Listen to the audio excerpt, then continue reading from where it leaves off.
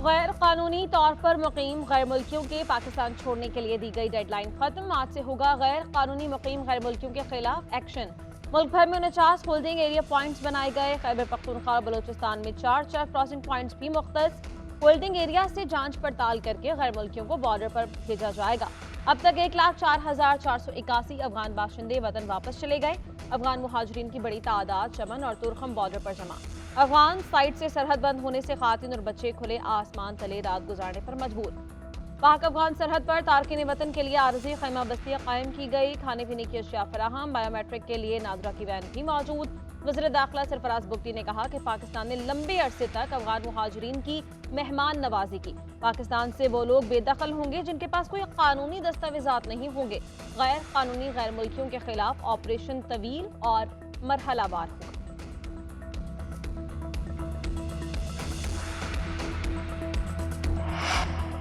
हुकूमत का पेट्रोलियम मसनूआत की कीमतें बरकरार रखने का फैसला। वजारत ख़जाना ने कहा कि पेट्रोल और डीजल की कीमत में कोई रद्दोबदल नहीं किया गया।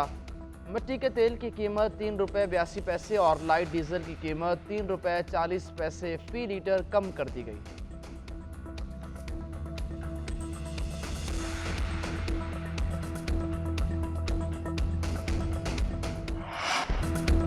पाकिस्तानी टीम विनिंग ट्रैक पर वापस आ गई। वर्ल्ड कप में मुसलसल 4 शिकस्तों के बाद शाहीनों को फतह मिल गई। पाकिस्तान ने बांग्लादेश को 7 विकेटों से हरा दिया। कौमी टीम ने 33वें ओवर में 3 विकेट्स के नुकसान पर 205 रन का हदफ पूरा किया। फखर जमान की जारहाना बल्लेबाजी छक्कों की बारिश कर दी। 74 गेंदों पर 81 रन बनाकर आउट। ओपनिंग जोड़ी अब्दुल्ला शफीक और फखर जमान के दरमियान 128 रन की पार्टनरशिप। अब्दुल्ला शफीक ने 68 रन बनाए। बाबर का बल्ला आज भी ना चला। 9 रन बनाकर पेविलियन चले गए। मोहम्मद रिजवान ने 26 और इफ्तिखार अहमद ने 17 रन की नाकाबिले शिकस्त इनिंग्स खेली। मेहदी हसन मिराज ने तीनों खिलाड़ियों को आउट किया। बांग्लादेश की टीम 204 रन पर आउट हुई थी। शाहीन शाह आफरीदी और मोहम्मद वसीम जूनियर के 3-3 शिकार। Fakhar Zaman man of the match करार। पाकिस्तान पॉइंट्स टेबल पर दोबारा 5वें नंबर पर आ गया।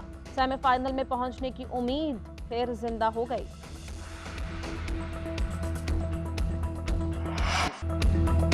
कप्तान बाबर आजम जीत से खुश। कहा फतह का क्रेडिट सारी टीम को जाता है। फखर जमान ने नेचुरल गेम खेली और नतीजा बदल दिया। कोशिश है अपने अगले दोनों मैचेस भी जीतें। मिडिल ओवर्स में सब बॉलर्स ने अच्छी परफॉर्मेंस दी। शाहीन शाह आफरीदी अच्छा खेले। सपोर्ट करने पर शायकीन का भी शुक्रिया। प्लेयर ऑफ द मैच फखर जमान ने कहा जीत एतमाद देती है। कोशिश होगी अगले मैचेस बड़े मार्जिन से जीतें। आसिफ अली जरदारी शहबाज शरीफ की कारकर्दगी से गैर मुतमईन। कहा शहबाज शरीफ को मैंने वज़ीर आज़म बनवाया लेकिन उन्होंने काम नहीं किया। पीपल्स पार्टी ने हमेशा आवाम के लिए काम किया। नवाब शाह में कारकुनों से खिताब में बोले नवाब शाह एग्रीकल्चर यूनिवर्सिटी कायम करूँगा। ज़िले में पुलिस यूनिवर्सिटी का क़याम किया जाएगा। नहरी निज़ाम में बेहतरी से ज़रई शोबे में बेहतरी आएगी।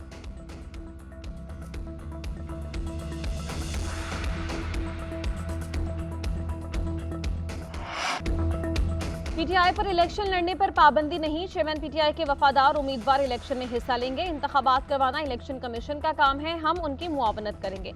हम भी वोट डालने के लिए बेकरार हैं। चाहते हैं कि मुस्तकिल हुकूमत आए। निगरान वज़ीर आज़म अनवरुल हक काकड़ की लाहौर में गुफ्तगू।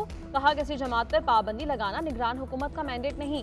कौन सा इंतखाबी निशान होगा कौन सा नहीं ये इलेक्शन कमीशन का काम है। तमाम छोटी बड़ी सियासी जमातों को यकसा मौक़े हासिल हैं। निगरान वज़ीर आज़म से गवर्नर और वज़ीर आला पंजाब की मुलाकात। इंतखाबात और अमन व अमान से मुताल्लिक़ गुफ्तगू। गैर कानूनी बाशिंदों की वापसी से मुताल्लिक़ तबादला ख़याल। वज़ीर आज़म का कहना है रजिस्टर्ड अफगान मुहाजिरीन को वापस नहीं भेज रहे। गैर कानूनी मुक़ीम अफराद को वापस जाने के लिए वक्त दिया। दुनिया का कोई मुल्क गैर कानूनी अफराद को अपने मुल्क में रहने की इजाज़त नहीं देता।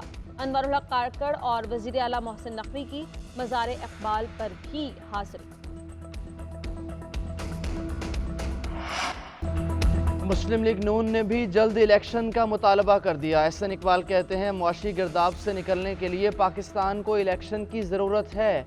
इलेक्शन कमीशन आम इंतखाबात की तारीख का ऐलान करेगा। नवाज शरीफ अगले वज़ीर आज़म होंगे। पार्टी इजलास के बाद मीडिया से गुफ्तगू में बोले साजिश करने वाले किरदार रुखसत हो गए।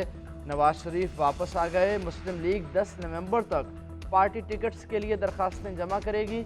नवाज शरीफ 4 सूबों का दौरा करेंगे। तमाम सियासी जमातों को एक दूसरे के साथ मिलकर चलना होगा। एक सियासी जमात ने पाकिस्तान के खिलाफ मुहिम चलाई, PTI मकाफात अमल का शिकार है। उधर नवाज शरीफ की ज़ेर सदारत इजलास हुआ, सियासी सूरत हाल, इलेक्शन और उम्मीदवारों के हवाले से मुशावरत। नैब तरामीम केस प्रोसीजर एक्ट के तफसीली फैसले से मशहूर सुप्रीम कोर्ट ने आइंदा समाअत तक एहतसाब अदालतों को हतमी फैसला सुनाने से रोक दिया। नैब तरामीम केस का फैसला मुअत्तल करने की इस्तदा मुस्तरद, अदालती हुक्म और अपीलों की नकूल चेयरमैन PTI को जेल में फराहम करने का हुक्म। हुक्मनामे में कहा, प्रैक्टिस एंड प्रोसीजर केस का तफसीली फैसला अभी नहीं आया, तफसीली फैसला आने के बाद नैब तरामीम इंट्रा कोर्ट अपील दोबारा मुकर्रर की जाए। चेयरमैन PTI को नोटिस जारी, अटॉर्नी जनरल और तमाम एडवोकेट जनरल को भी नोटिस।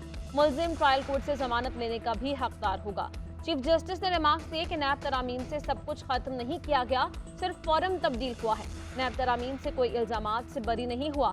जस्टिस अथर मिनल्लाह ने रिमार्क्स दिए कि एक सवाल ये है कि फैसले से विफाकी हुकूमत कैसे मुतासिरा फरीक है। कानून साजों ने अपील का हक सिर्फ मुतासिरा शख्स को दिया है।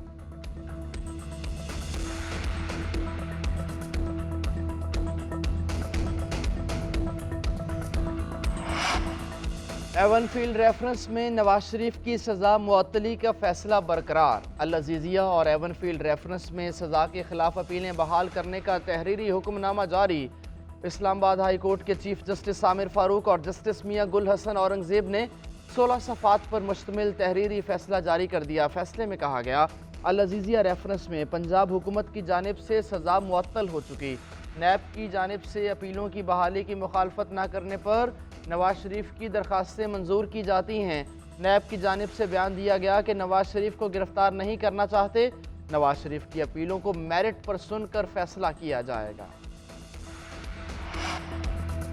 ऑफिशियल सीक्रेट एक्ट से मुताल्लिक साइफर केस की अदयाला जेल में समाअत। तलब करदा 10 सरकारी गवाह भी अदयाला जेल पहुंचे। मुकम्मल बयानात कलमबंद न हो सके। अदालत ने केस की समाअत 7 नवंबर तक मुलतवी कर दी।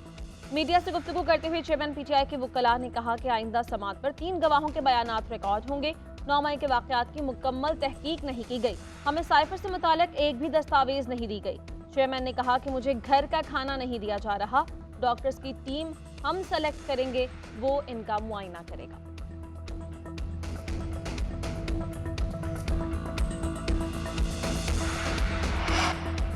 तहरीक इंसाफ को बड़ा सियासी झटका। चेयरमैन तहरीक इंसाफ का एक और साथी साथ छोड़ गया। साबिक वफाकी वजीर गुलाम सरवर खान का इस्तेहकाम पाकिस्तान पार्टी में शमूलियत का फैसला। गुलाम सरवर खान की जहांगीर तरीन, अलीम खान और ओन चौधरी से मुलाकात। गुलाम सरवर खान आइंदा चंद रोज़ में टेक्सला में अवामी इज्तिमा में बाज़ाब्ता शमूलियत का ऐलान करेंगे।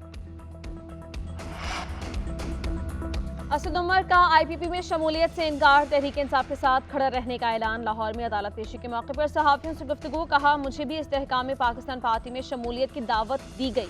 मैं तहरीक इंसाफ के साथ रहूंगा। IPP को सियासत में बेस्ट ऑफ लक। उधर 9 मई के मुकदमात की तफ्तीश भी जारी। लाहौर पुलिस ने असद उमर को कल तलब कर लिया।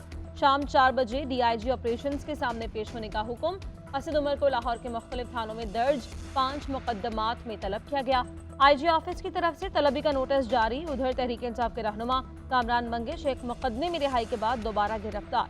टांग पुलिस ने साबिक वजीर को DI खान जेल से रिहाई के बाद गिरफ्तार किया।